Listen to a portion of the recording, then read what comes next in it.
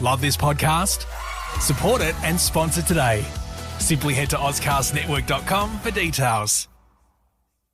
It was a time when pro wrestling was a pop culture phenomenon. Talk about your Psalms. Talk about John 3:16. Austin 3:16 says I just whipped your ass. Pay-per-view quality matches live on free TV every Monday night. Monday, July 6th, 1998. Goldberg captured the goal. Goldberg, at age 31, is the heavyweight champion of the world. We look back at the battle between WCW Monday Nitro and WWF Monday Night Raw. It's me, Austin! Oh, son of a bitch! What? It's me, Austin! It was me all along, Austin! This is Reliving the War with Simon Takla and Nims Azoor. You can call this the New World Order of Wrestling, brother. Welcome to Reliving the War. This is a brand new project started by myself and Simon Takla. You might remember us from the wide world of wrestling. Speaking of the great man Simon Takla, he joins me via Zoom as we're doing this socially distanced. Yeah, that's it. And I'm so excited to be here. I'm so excited to go back in time and take a look at the wrestling we all grew up on, see if it holds up, you know, see what we were thinking as kids. I think it's going to be fun. It's going to take a long time, but thank you for joining us at the start of the journey. We're going to, for those that just want to read the blurb of what Reliving the War is, we're going to look back at the Attitude Era. As you heard in the intro, it was a time where pro wrestling was at its highest. Maybe the quality of pro wrestling we don't see to the level that we do today with New Japan and various independents, but really at a pop culture level, wrestling was huge. It was everywhere. It was on magazine covers, TV guides. Kids that never liked wrestling were wearing wrestling T-shirts. It was the in thing. So we're going to take it back to the start and relive the Monday Night War. And we'll start off, which I think is a pretty good base point to do it, Simon, and that is King of the Ring 1996. Yeah, when we were trying to pick a show to start with, we kind of figured out that the Attitude Era in some ways starts in 96 and it starts in June with the King of the Ring with the WWF, and on the other side, WCW with Bash at the Beach just a couple of weeks later with the formation of the NWO. So we're going to go through each of the major pay-per-views, break down that month, break down what was happening in the world of wrestling at that time, and try and relive the war, as we said, from our modern perspective, but especially from what we thought at the time. King of the Ring 96 is a video I rented so many times as a kid. So to watch this again as an adult, definitely had some different thoughts to then. It's also another weird thing too, because I think the first time I saw it was also via VHS, and now literally we can do this entire series very easily because we don't have to run down to a Blockbuster or a Civic Video. It's all right there at the snap of the fingers with the WWE Network. So to actually boot it up and watch it gave me incredible nostalgia feels, but at the same time, boy, is it dated. It is in some ways. There were some things I really liked about that time of WWF, and I think we can start with the intro. It starts off with the old WWF for over 50 years, the worldwide leader in sports entertainment. As a kid, I just thought that was cool, and I thought, oh my God, it's been around forever. But you do the maths as an adult, now that we have Google as well, the timeline doesn't work. They hadn't been around for 50 years.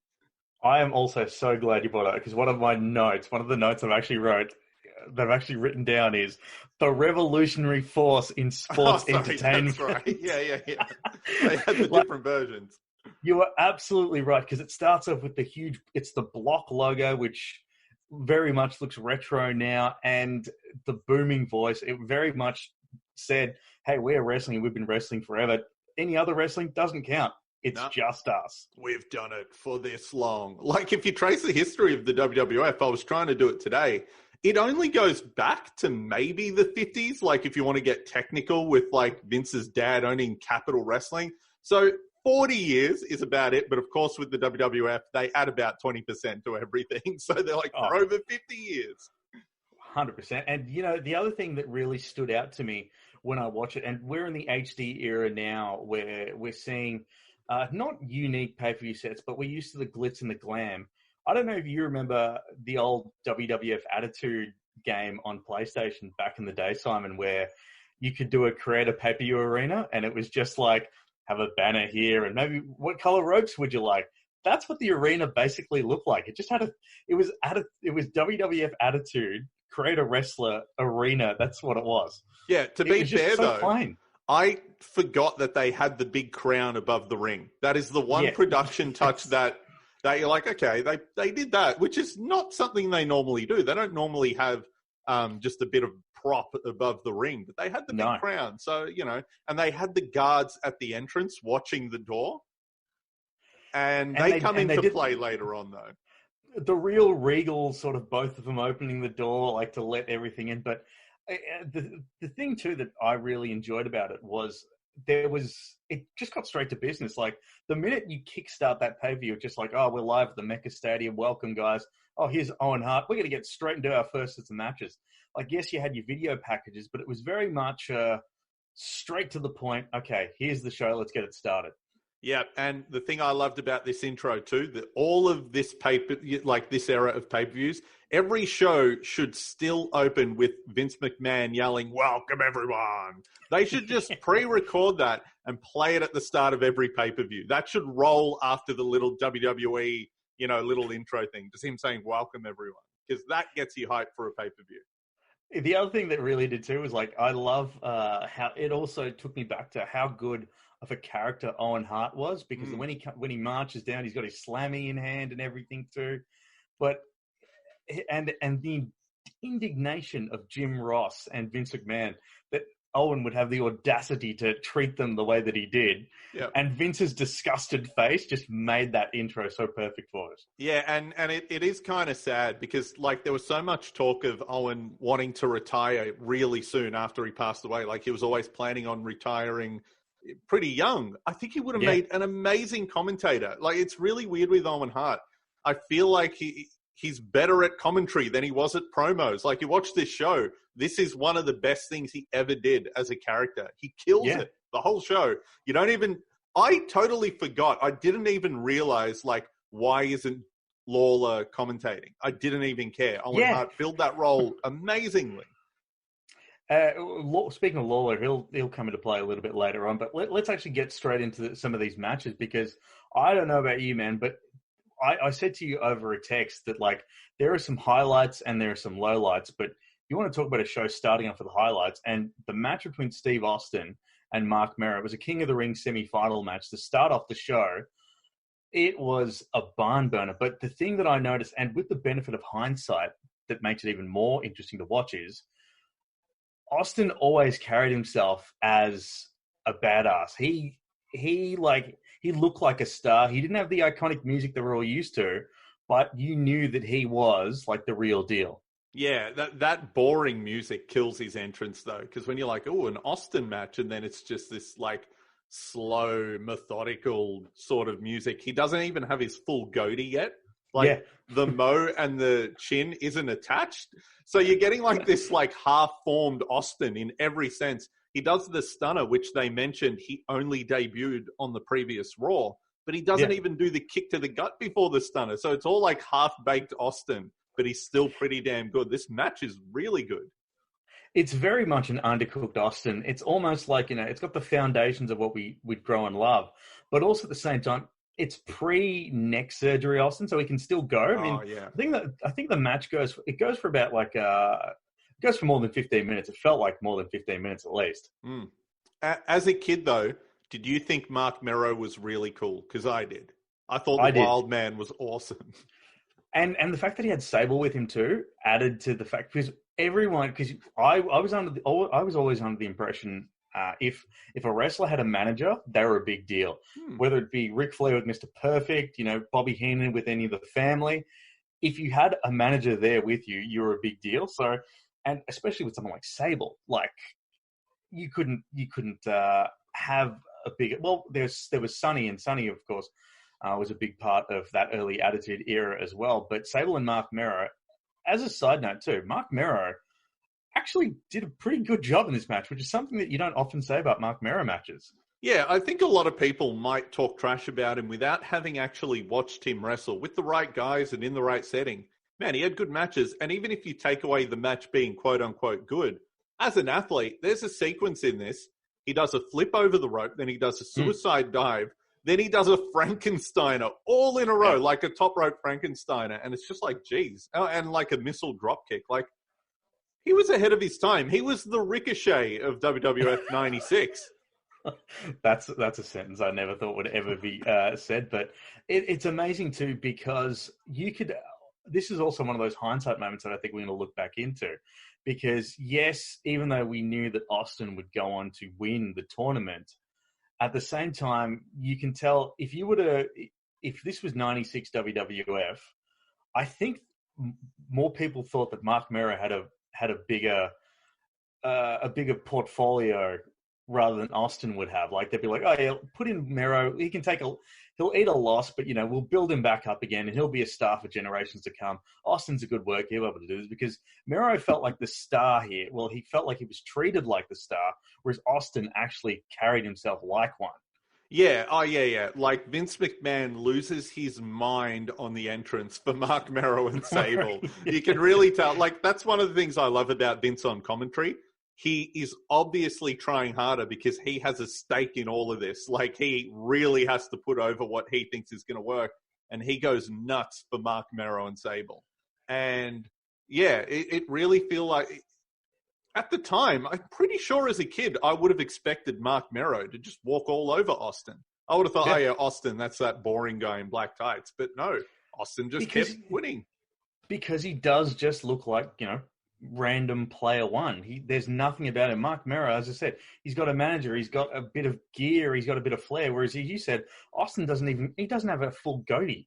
Yeah, and Mark Mero did have a full goatee, so if that counts for anything, or he had a nice mow, it was very well groomed. It's very But look, I thought that was a great match to start off. The crowd really got into it as well. But it really sort of set the tone, it got you amped for the pay-per-view. Yeah. Which is something that the next match really. Now I talk about highlights and lowlights. I don't know about you, man, but I couldn't get into the next match with Jake Roberts and Vader. I couldn't either. I was just dreading it, thinking like, I'm pretty sure even as a kid I would have thought this sucked. One more note on the Austin match, though. The crowd started chanting for Sable a couple of minutes in. Another thing I'm sure Vince McMahon took notes on. But yeah, this next match, Vader, who was set up to be a monster, Jake the Snake is on his redemption story. Like, there's something there. But I couldn't get it out of my head that the commentary team kept saying, Jake the Snake making his comeback because he's old and he wants to see if he can make it. And they kept saying, he's 41. Like, that was so old. Yeah, but then Owen sort of sitting there like, he's like 62 or things like that. Which was great. Yeah. It is funny that you mentioned, he's so old, he's 41. How old's Randy Orton and AJ Styles at the moment? Like, Randy Orton now is probably that age, and Randy Orton looks 20 years younger than Jake did 30 years ago, whatever this was. Yeah, like... Oh, man. And also, did you realize that Jake the Snake was that physically big? He stands in there with Vader, and he's, like, taller than him. And that... Yeah. You forget these weird things because they're like, Vader is a big monster and Jake is this sort of out-of-shape, lanky guy. But he was massive. And it probably doesn't help, too, that, when you're even mid-carded WWF superstars back in the late 80s and early 90s are still bigger than most, WCW main eventers. Oh, yeah, absolutely. All of those just roided up dudes like Hercules and, Dino Bravo. They look like action figures.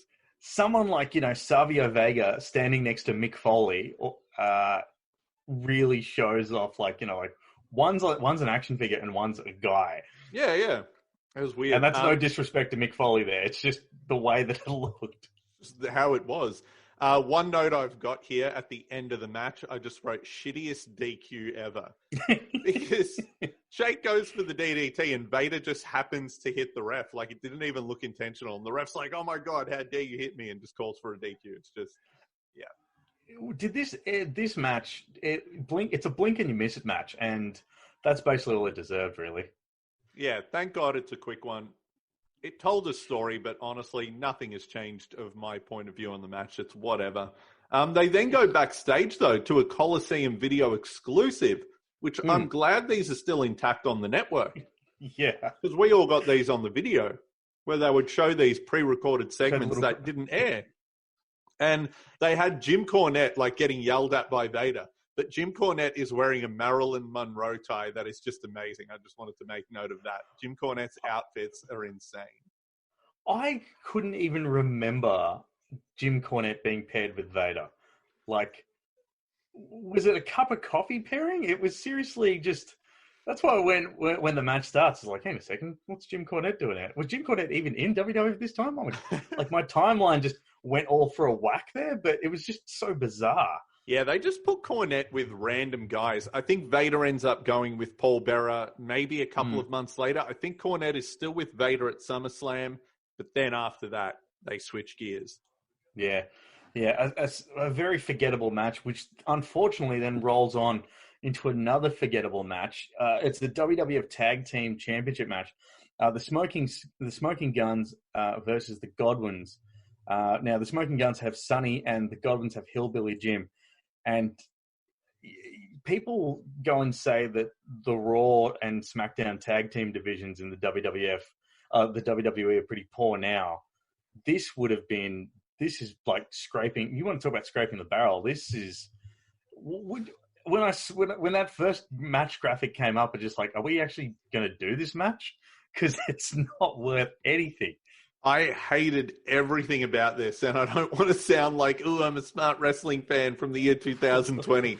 This was terrible. I don't ever remember being a fan of either team. But then what got me on commentary, they made note that the Smoking Guns were 3-time champions, and that's how bad the tag division was in this era. You're right. They were 3-time champs. They were looked at it like this legacy team, and oh man, it's just not good.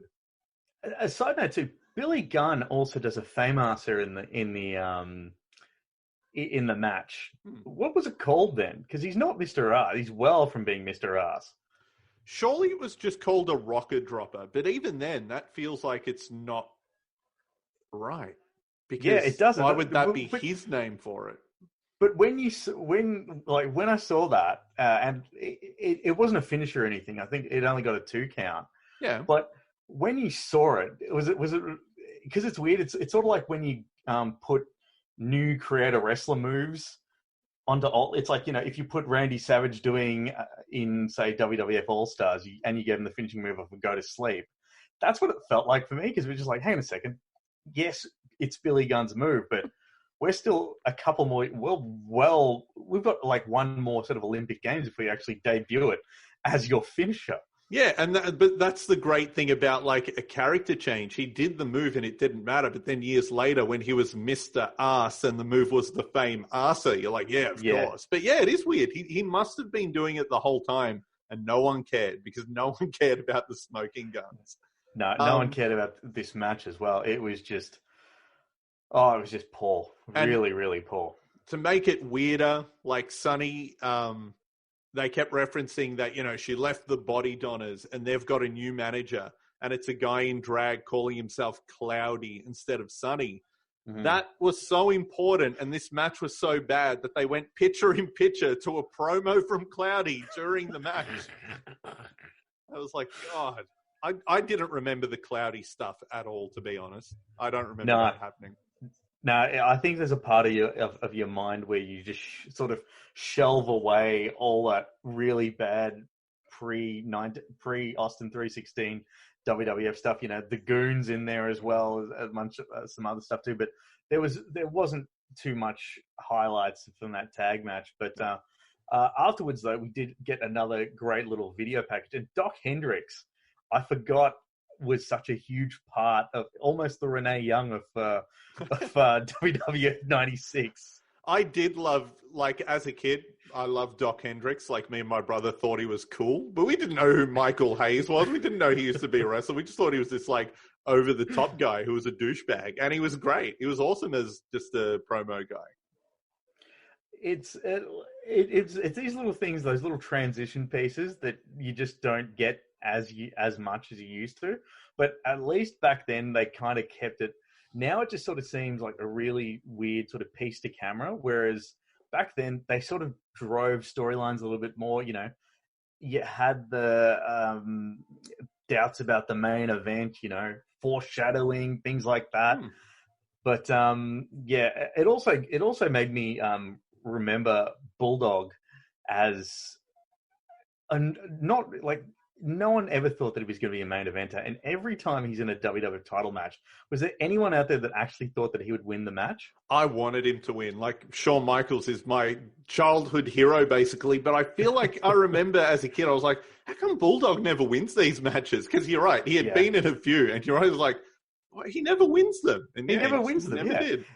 It's like at King of the Ring 1993, Razor Ramon gets his only WWF title shot, doesn't win, never gets one again. So he's almost got that stamp where it's just like, all right, I guess you're just one of those guys. But, hey, you tried once and it's all over. That was it. What about, I think you would have liked this, the shot of the Sega Saturn blimp in the arena that they came back from after this. Nothing says. First off, that also puts you in the state of where the WWF was in terms of the war, because Sega as a company was on their last leg. So for the WWF to go and hitch a ride on that blimp just says everything. Yeah, and hey, people thought WWF was going to go the way of Sega, but they made a comeback in a few years. So, But yeah, at the time, that was like a bad omen.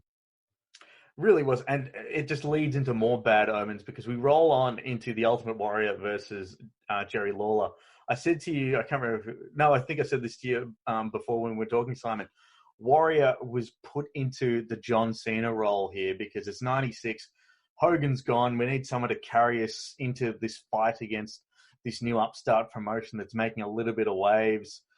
Warrior looked to be the guy that they've planted their flag in, and unfortunately, this was probably the most entertaining part about this match was Jerry Lawler at the beginning. My God, his promo is absolutely problematic by today's standards. And like the WWF prior to this never had anyone cut a promo like this through the Hogan era or through the Brett era. So you can tell the reins are being loosened. They're letting guys go a little bit. Jerry Lawler's promo is brutal. He talks the whole entrance and just picks people out of the crowd and just drills them. Like, I made note on a few of these jokes. I'm not going to say them, but I'm just going to give you some of the reference points that Jerry Lawler makes. He makes fun of a woman's weight. He claims that a young girl is a prostitute. He claims that a young girl is so ugly that men would turn gay because of her. He claims a guy has sex with animals. None of this would be okay. And he's just killing them. He's walking up right to their face and saying this to fans. One girl, I forget which one that he made fun of, straight up says to him, and it's not even censored, when he says it, she's just like, fuck you. It's just, it's wild. It's a hell of a promo. It is, and it also goes to show you why people, I guess, regard Jerry Lawler's promos like and that old school Memphis kind of mentality, because it's almost like you said, this could never be done today, and you could probably argue it should never have been done back then either. I know. But in comparison to that, the Ultimate Warrior's entrance is basically everything that is wrong with the Ultimate Warrior.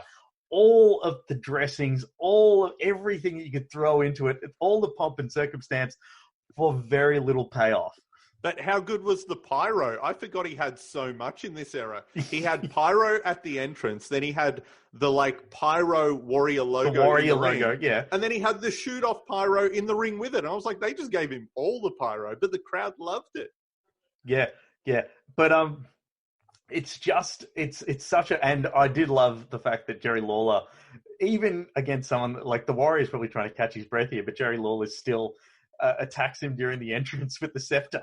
Yeah, he just goes for it. It's not a long match, but you can tell Lawler was just like, fuck it. I'm just going to make him work for it and just get him right at the start.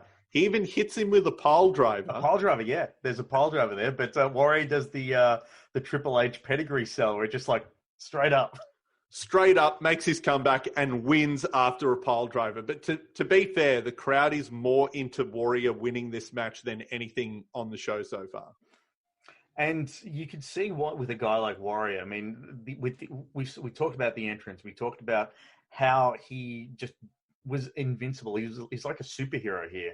And the crowd reaction is something else too. And if you're Vince McMahon, you have to lead your company into the new generation against WCW, and you want the posters, you want billboards and things like that.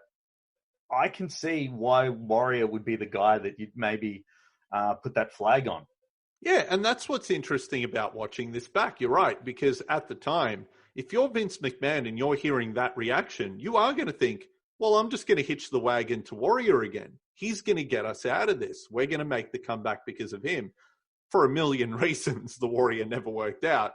But yeah, you can almost see why they were doing this, because he was over, like at the time. And as a kid, Warrior was a big deal. And you'd argue too that like he has transcended. He's almost on that same plateau as a Hulk Hogan is, because when you talk about, even today, when you talk about wrestling to fans, they always mention, like, oh, does Hulk Hogan still do it? Does Randy Savage still do it? What about the Ultimate Warrior? I loved him as a kid. Da da da. These are the guys that were larger than life, so you can sort of see why he was given the big pomp and circumstance entrance. And if we could wind back a little bit, look at his entrance and the way that he's presented compared to Austin. And they're both drastically different, yet we've seen with the benefit of hindsight and how history played out, how much of an influence on the WWF getting to such a mainstream pop culture phenomenon Austin was, with his bare minimum sort of dressing and sprucing up, whereas Warrior just dissolved and reappeared in 98 back in WCW. Yeah, like, to be fair, surely at the end of this, when they're, breaking the show down in the office, they're thinking, man, did you hear the ovation for Warrior? Man, did you see them lose their mind? Oh, what about Austin? Yeah, he did good. It was a decent match, good promo. It was good. Yeah. There would have been nothing more than that. In hindsight, everyone's an expert, but watching this show back, there is no way you can predict what ends up happening, because isolated, you're like, oh yeah, Warrior is pretty much their big star, like the biggest. Speaking of big stars, another one of you'd argue the biggest star that WWF has ever produced, The Undertaker taking on Mankind. I forgot how good the first incarnation of Mankind was. Long before Have a Nice Day, the sadistic sort of, I was going to say gothic, but that doesn't really work for it. Brooding sort of Mankind, fitting together with The Undertaker. This was a hell of a match, and it really got the show back on track, I thought. Yeah, I recommend this. This one's absolutely worth watching again. It's the first match of their rivalry, which went for years. It brings out a different side of The Undertaker as a wrestler. Like, I was always a fan of The Undertaker as a kid, but I remember this feud with Mankind felt different even back then, especially as we go through the months and get to Buried Alive and get to their match at Survivor Series. It felt like The Undertaker was fighting from behind against his equal. It wasn't, him fighting a fat guy like Yokozuna, or him fighting a really tall guy like Gonzalez. As a kid, you're like, he'll beat them because he's, magic. Mankind made him fight. And because you've like you said, he was going up against guys like Kamala or, all of these non-issues. I'll put them in the Bulldog category. That they never really sort of had a threat to him. But and the other thing I enjoyed about this too was there was such a huge emphasis on the mandible claw and just how bad it was. It was put on the same pedestal as the Tombstone was. This is the thing that could just snap Undertaker if Mankind wanted to. Yeah, and The Undertaker has to try different things. The Undertaker does a sneak attack. I thought that was weird because Mankind was such a threat. He appeared on the top rope and just started with this massive flying clothesline. But were you shocked at the amount of chair use and weapons there were? That's what I was about to say. Watching this from a modern standpoint, you'd be shocked at how much brawling they do and chair spots and how hardcore it gets at times. Man, it's really, really good. And we're talking just complete straight to the head too. So, which is so strange to watch, especially with 2020 eyes and with the stuff that we know about how both of these men, their careers have ended up. Mick Foley now, touch wood, both these guys are still in relatively good health, but it's matches like this that contribute to them being so frail that they are now. Yeah, well, one note about the commentary as well, speaking of them, physically, JR says this about Foley. He's like, oh, he's got that mutilated ear. His arms are all scarred up. One leg is shorter than the other. What the hell does that mean? Why is one leg shorter than the other? He never explained it. It is bizarre, absolutely bizarre. But Mankind getting the win. You mentioned a little bit earlier how this placed Mankind on the same level as Undertaker, and him actually getting that win. And not only that too, I reckon there was a different fire in this Undertaker than you saw in like previous ones against Gonzalez and stuff like that. Taker had his work boots on, and so did Foley, and they were desperate to, I reckon, have like the show stealer of this card. And I actually say it's unfortunate that this happened on the pay-per-view that Austin 316 was born, because if that wasn't, I reckon that'll be the match that everyone's talking about this pay-per-view, or the thing that people will be talking about. Yeah, I like the main event the most as a match, but you're right. This felt huge, Taker and Mankind. And it's planted the seeds for Paul Bearer turning on The Undertaker, which you never thought would have happened at the time. The commentators were like, oh, it was an accident. Of course he didn't mean it. And you took their word for it. You thought Owen Hart was wrong because Owen was like, he did it on purpose, McMahon. And you're like, nah, shut up, Owen. But yeah, it was a nice bit of foreshadowing there. So, as a complete side note, we mentioned earlier, there's a lot of things that in 1996 are questionable, and in 2020 are definitely no-go zones. Ahmed Johnson versus Goldust, with Terry Runnels as Marlena as well. Goldust in 96 is almost like he's treated like the coronavirus a little bit. Like, there's just so much like. This era really portrayed him as like some kind of leper, doesn't it? Because like, he's so bad because he's so different. Yeah, this is why some people argue that Goldust started the Attitude Era, because not only is this feud totally messed up, but they had already done it a year prior with Razor Ramon. It's essentially the same thing. What if I, hit on this ultra masculine guy? I'll fill him with rage because I'm a man and I'm attracted to him. Like, that's the crux of the story. And feeding into that too, with just like, I'm going to give another man mouth to mouth. Ooh, look how bad I am. Vince McMahon says when that bit is replayed, that's the most disgusting thing I've ever seen in my life. Now, I know he's being creepy and being a sexual predator, but he could argue, hey, man, he's just giving him mouth to mouth. He's just giving him mouth to mouth. Like, he's helping out. He's helping out, brother. I love how Ahmed Johnson is woken by being kissed. Like in the segment from Raw and in the match, if you kiss Ahmed Johnson and you're a guy, he will perk right up and just beat the shit out of everyone. But like the things that Goldust does, it's going just. He's really he's prodding every single one of Ahmed Johnson's buttons. There's the rubbing, the licking, all of it. It's just, and it sounds so bizarre to say in a context that anyone doesn't know the character Goldust. I've heard them try to defend it and say, oh no, but we're trying to say that it's mind games. And it's like, you're also playing on the fact that gay men are sexual predators. And they're going to touch every man they can. Yeah, it's like... I was going to say, the line, I think Owen says, like, offhanded, but he just throws it in there. He's like, oh, I know Goldust. There's not a man that Goldust doesn't like, or something like that. They make him out to be a creep. It really plays too much into it. You forget too, Ahmed Johnson is someone who I think later on we'll be discussing in a bit more in depth, because this is sort of the start of his rise. And you forget too how much of a popular dude Ahmed Johnson grew to become as well. Like, him deciding not to be part of the Nation is another huge moment. But I loved Ahmed Johnson. This match as a kid, I couldn't believe that he won the Intercontinental title. I was so happy.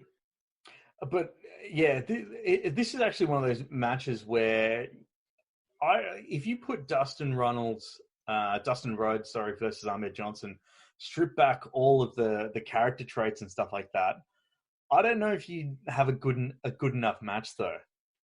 Like, Yeah, a lot of the attention of this match is due to the theatrics and the actions and playing on the what's the word? You know, the gay the fears panic. and Fear.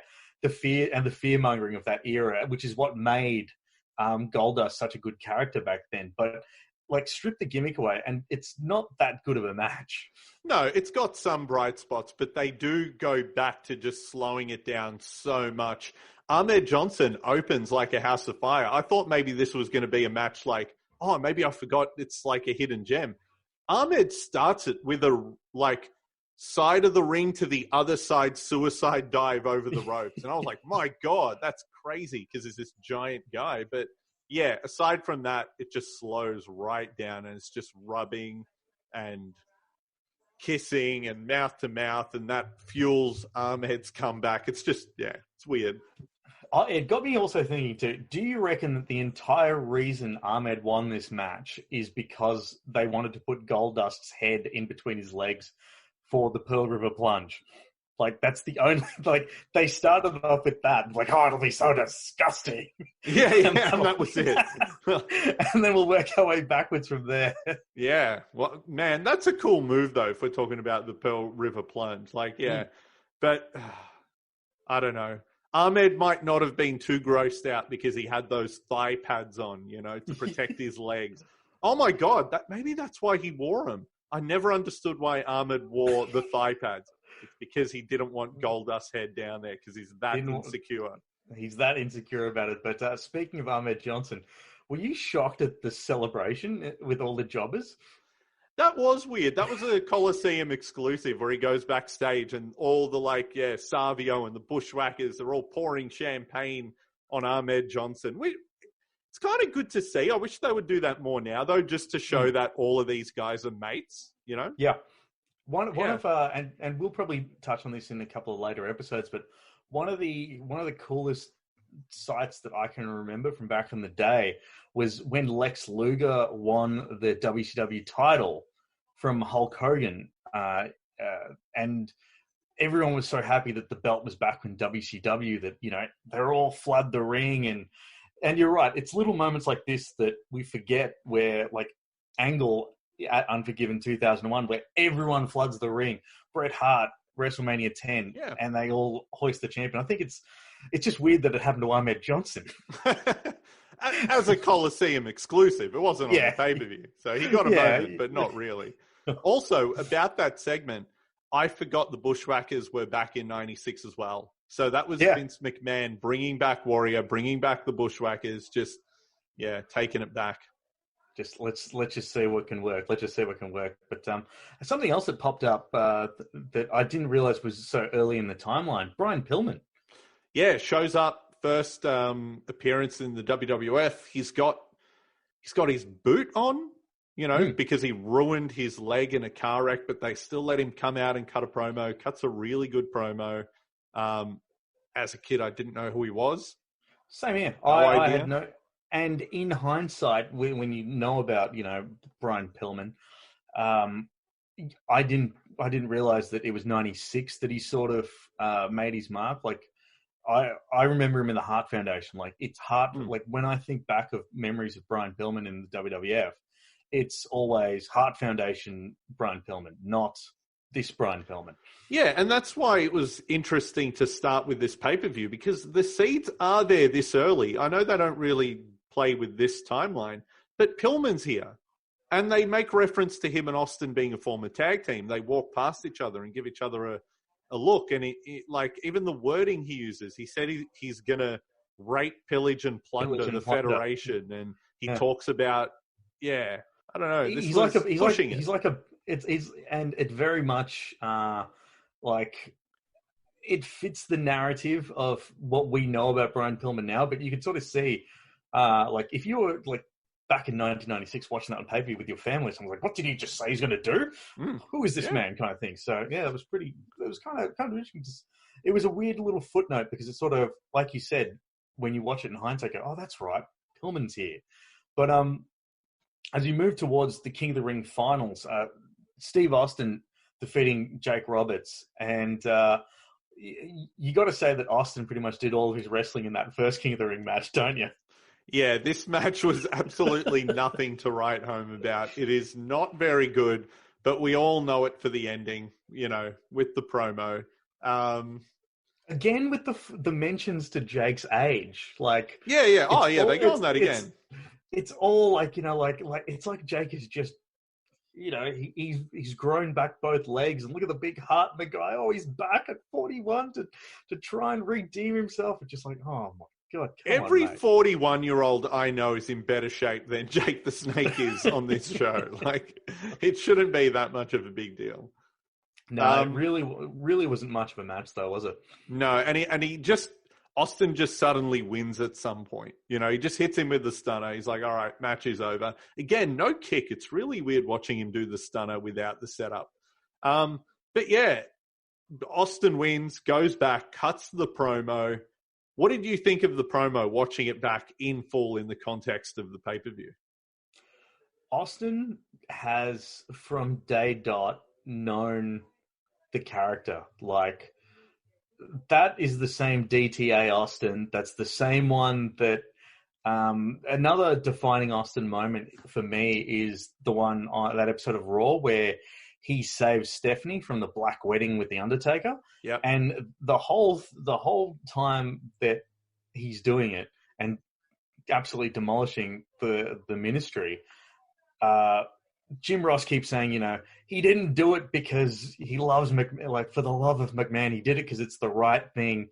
And, his character has always been look out for himself first. And this is where we sort of see the birth of this, because, well, we don't see the birth of it. We knew it already.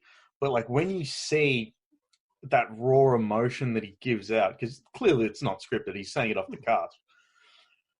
But Austin has, the reason that he's become the star that he is because he's known what he was meant to be from day dot. He said that in those promos in ECW. He knew the star that he was going to be. And this right there is the rubber stamp that said, yep, and there I go. Yeah, and in the promo, when he drops the 316 line, Doc Hendricks even reacts to it when he said 316 just kicked your ass. Like, he looks back and they look at the crowd, and the crowd did sort of cheer for it. There was an audible reaction with like, what? What was that? Yeah, but I reckon until those Austin 316 signs come out, it'd be like I don't think in that moment everyone knew just how much it was going to be. It was just kind of like, oh, gee, he's gone and said that. Like, yeah. Like, oh, well, we'll forget about it by Monday and maybe we'll try to push it. But just that, the fact that off-the-cuff line started such a huge phenomenon is just amazing. Yeah, because he actually ends the promo by saying, and that's the bottom line, because Stone Cold said so. He puts more emphasis on that. He might have thought that was going to be the catchphrase. Yeah. Because it's by no means is Austin 316 a throwaway line. They don't treat it like a throwaway line. But at the same time, it's the signature rather than the finisher, if you will.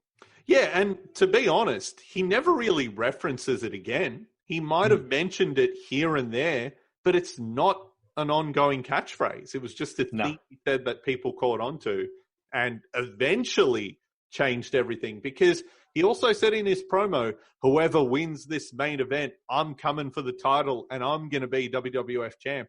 He doesn't get a title shot. No. And it's a long time before he does. In fact, he moves on to the Intercontinental field from here after this. So it's ages away before he even gets a title shot. He's not even in, I don't reckon he's even in, if they're drawing up a whiteboard list of people, who's going to take on, Shawn Michaels in the next year or so, he's nowhere near there, I reckon. He doesn't get, I'm just off the top of my head, he doesn't get a title match for a whole year. He wrestles The Undertaker at Cold Day in Hell, and that's in 97. Yeah. And this is June 96. Yeah, and this is June 96. So they had no idea there. But, hey, lightning in a bottle, and as they say, a star is born. Yep. The main event up next, Bulldog versus Shawn. I remember loving this match as a kid. I think this still holds up. I actually reckon it still does too, because there's a lot of emotion there. That I know it might seem like I was a little bit harsh on the British Bulldog, putting in the category of never to be a champion. But the one thing that his matches always had were like a lot of emotion. They were always emotionally charged. Be it the Wembley match against Brett at SummerSlam, but like the fact that his wife's there as well. Why on earth, Jim? I wonder if Jim Cornette got paid twice for this pay-per-view, because he's just really spreading his wares once here. But just the mere fact that, like I said to you before, as a kid, when I had managers involved, it always made a big match. It always made me feel like it was a much bigger deal. Shawn Michaels is there with a manager. British Bulldog's there with an entourage. It had a big match feel, and it went the distance too. Like, you're right. It's a really good match. Yeah, Shawn's matches with Bulldog don't really get spoken about in high regard as his matches, with Brett or Undertaker or whoever else. Him and Bulldog had amazing chemistry, though. You could argue this match is as good as any match Bulldog had with Brett, just wasn't on as big of a stage.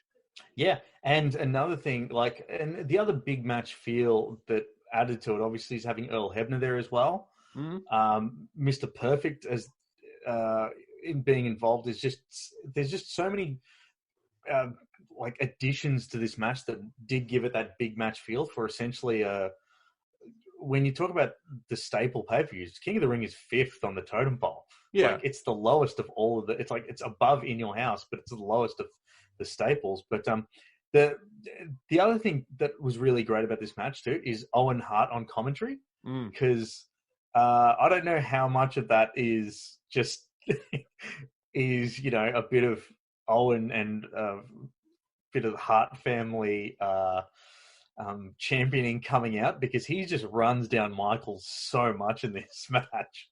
Yeah, and he's just totally pro Bulldog. They were a team at the time, and they're both part of Camp Cornette, and it's just everything is stacked against Shawn Michaels. You've got, like you said, Mr. Perfect as well. And who does Shawn have? Like, Bulldog's got his wife, his brother-in-law, his manager, his dodgy mate as one of the special refs, and Shawn's just got Jose Lothario, who, as a kid, I didn't understand the context. I was like, I guess he trained him. Right, yeah, it's funny, you watch it now, though. This is the opposite. You watch it as an adult, and you pick out how little Shawn cared to have Jose there. Like, he does his entrance and doesn't pay attention to him. He never interacts with him. Like, he doesn't want him there, but he just went along with it. Another good thing about this match, too, is, obviously Bulldog is incredibly... he's a much more dominating specimen compared to HBK, and HBK's got his bumping shoes on here. And when HBK goes in the ring with, a power wrestler like Bulldog, it's not ragdolling by any means, but when Bulldog does press slams and stuff like that, you can feel it at home. Yeah, and I think that's why it works with Bulldog and Shawn, because Bulldog is a power wrestler, but he's also very quick. He can sort of do the technical stuff. And then, like you said, Shawn just bumps his ass off and can do, pretty much. He's doing Hurricane Runners, things like that.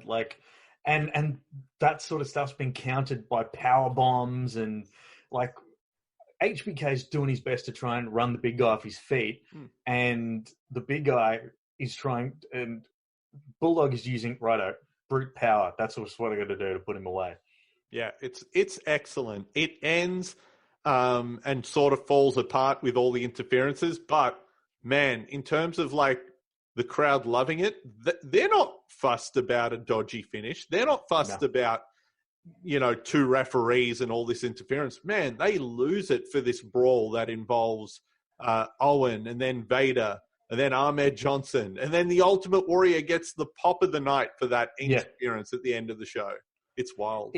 It's shenanigans, just full stop. But, Bulldog really did step up. That's the thing. Even though you knew that he'd never have a chance to win that title, he brings his A game. Absolutely. And it's really weird that, you wouldn't really get another shot after this in a main event. I think a random in 99 on that weird comeback he made, but never a shot like this. And that's the thing too. He's to use a phrase from modern day WWE, he's a B+ player kind of thing. He absolutely is. But then on the other hand, if Bulldog was around in 2020, he probably would be WWE champion. You know, it feels like they give more guys a shot now. And for as much as we say, oh, they're burying this guy, why don't they push this guy? They push a lot more people now than they did back then. You look at this card, you would assume most of these guys were world champion, but a lot of them weren't. Yeah, like going into it, Mark Mero, he'll definitely get a run with the WWF title at some point in time. Ahmed Johnson, sure, he's got championship material written on him, but I mean, he's an IC champion. But look, it's at this point in time too, you got to say Shawn Michaels is also at his purple patch as well, because like I think this is his string of really good pay-per-view matches. Yeah, 96 Shawn Michaels is untouchable. Yeah. You can say what you want about like, the ratings or WCW was winning. If you just take his main events through all of 96 with a variety of different opponents, Shawn Michaels is the best. Mm. So when we look back at King of the Ring 1996, which is kind of fitting to do so because we're recording this on June 23rd, which is the date of King of the Ring 1996. When you saw this as a kid back then, were you satisfied with that pay-per-view? Yeah, absolutely. I sure as hell was, but it wasn't for like the Austin 316 moments and stuff like that. It was for the Bulldog match. It was for seeing the Ultimate Warrior, and it was definitely for the Undertaker versus Mankind. I don't think 96 Nims gave two hoots about Stone Cold Steve Austin. Yeah, and I'll agree. Like, as a kid, I rented this because it was a rematch from Beware of Dog with Bulldog and Shawn, and I wanted to see it. And yeah, like King of the Ring, you know the tournament as a kid. You're like, oh yeah, cool, the King of the Ring. Oh yeah, someone gets a crown at the end, whatever. I really didn't care that Austin won, you know, as a kid. And Ultimate Warrior was a draw. I remember his picture was on the WrestleMania 12 video. And we were like, holy shit, like, oh my God, the Ultimate Warrior's back. So the fact that he was in this match as well with Jerry Lawler, that was a draw. And as I said, Ahmed Johnson having an Intercontinental title match, I loved Ahmed Johnson as a kid. Like, didn't think twice about Austin, but that is the moment from the pay-per-view we all tell ourselves we remember in we were all there. Like, I remember on the Coliseum home video. I knew it at that moment he was going to be a star. But it's really strange. But like with the benefit of hindsight, when you actually see the names that are on this card, it's kind of hard because you can't sort of. This pay-per-view is always going to be an infamous one. Like, unfortunately, Austin 316 is just such a moment that affected the wrestling business as a whole that it will never be overshadowed. No matter how good the WWF Championship match was, no matter how good Warrior was, his reception was, no matter, it all pales in comparison to the fact that this is the pay-per-view that Austin 316 was born. Yeah, that's what most people will remember. But in saying that, now that we've watched it again, I would recommend this. I would say that people should watch it back for its nostalgia, for its, planting of the seeds of the Attitude Era, and for a few good matches that nobody remembers. Well, that's exactly the thing. If you take out the King of the Ring matches and the tag match, you've got a pretty solid pay-per-view there. Yeah, like the scary voiceover guy at the start said, the greatest lineup in King of the Ring history or whatever. He says, it's the biggest card, and they ran through all the big matches. It's pretty good. It's really, it's entertaining. Yeah, unfortunately, it's just that this paper will always be in the shadow, and a great shadow of the Austin 316 speech. Completely going back to 96 Simon here, who did you think was the MVP of the pay-per-view? For 96 Simon, Shawn Michaels. I could have given you that answer every month of 96. Like, Shawn Michaels 96, don't know why, he was my favorite wrestler ever. And still is. I think 96 Shawn Michaels is the shit. I'd have to say, for me, it was Undertaker, because Undertaker still had... Because he was the one that, he scared you as a kid, but you've known him for that long. And he was still kind of from that old era of a supernatural. He's just wrestling zombie kind of thing. So It's funny how both of us still completely ignore Austin in this pay-per-view, which is just phenomenal. But well, yeah, all like right. you What said, about through 2020 eyes? Watching it back, who is the standout performer of the show? Is it Austin?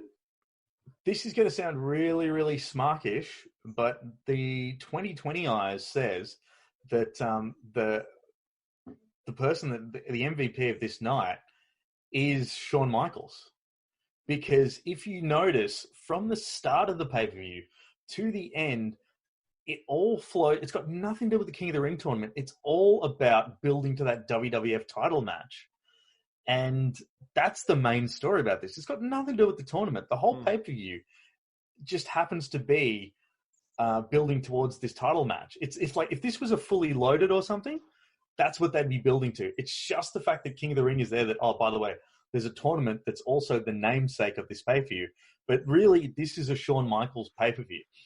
Yeah, interesting. Okay, like for me, like I said, Shawn Michaels' favorite wrestler. But watching this back, I've got to say the Ultimate Warrior was the standout. Just for those ovations he got. Like, it blew my mind, and thinking in hindsight, like, oh, okay, it's totally understandable. You can't call Vince McMahon crazy in 96 for wanting to push the Warrior. This is a card filled with his absolute best in-ring guys like Bulldog, Shawn, Owen, Mankind, Taker, Austin. They're all there. Warrior is the guy who gets the biggest reaction, and you can't say, oh, it's just because of his entrance. He comes back at the end of the show, and he's just as popular. Yeah. They've already seen him. So, I don't know. It was weird. It's also an interesting pay-per-view to kickstart the Reliving the War series, because let's look at the players that we just mentioned there if we're going to our MVPs. Austin, Warrior, HBK. Like these guys, and Taker and Mankind. These are guys that we will continue to be repeating in more watchings of pay-per-views, because at some point in time, these combination of guys, maybe not Warrior because he'll appear later on, but those four of Austin, Michaels, Taker, and Mankind all intertwine at some point in time in various different strands throughout the next couple of years. Absolutely, and they all end up being like the building blocks of the Attitude Era and take WWF to places it never was. The one guy who's missing from this show is Bret Hart. And while he ends up having more of an impact later, you almost think, okay, well, he's not on this show, and did it even matter in hindsight? In fact, until you mentioned it, it was a complete non-issue. With Bret out of the picture, let's say Bret did retire in 96, when he went to make that Cowboy show or whatever. I think Owen Hart would have been a bigger star. Owen Hart is a huge part of this show. And Bret isn't there to sort of be tied to him as a character. And Owen's also, Owen doesn't wrestle at all in this. The only bit of physicality he gets involved is with Mr. Perfect at the end. But you're right. I don't know if he'll be as big of a star, because he'll still always have the tag of Bret's younger brother. That's the only thing that'll stop him.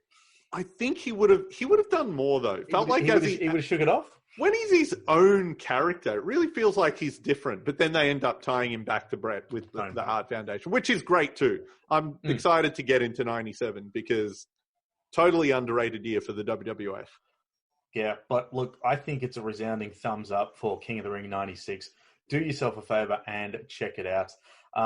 In the next edition of Reliving the War, we are going to look at the next WCW pay-per-view that is on the horizon, which is Bash at the Beach 1996.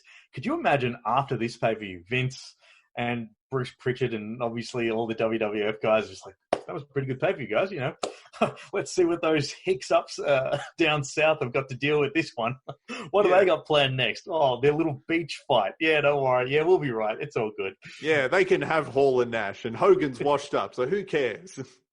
Yeah, I can't wait to see what they bring in July. That'll be fun. Simon, this has been absolutely fantastic, man, and I've really enjoyed going back and watching the pay-per-view. I actually cannot wait to go back and rewatch Bash of the Beach 1996, because right now I can't remember a thing about it.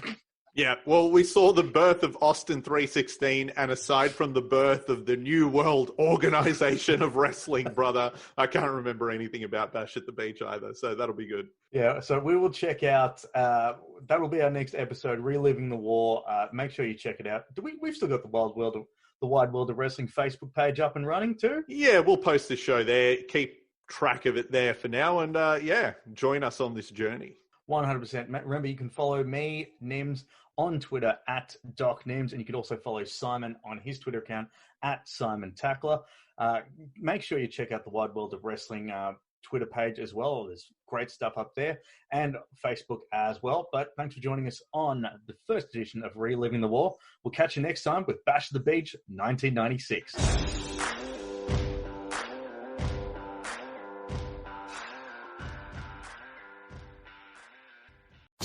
Love this podcast? Support it and sponsor today. Simply head to AuscastNetwork.com for details.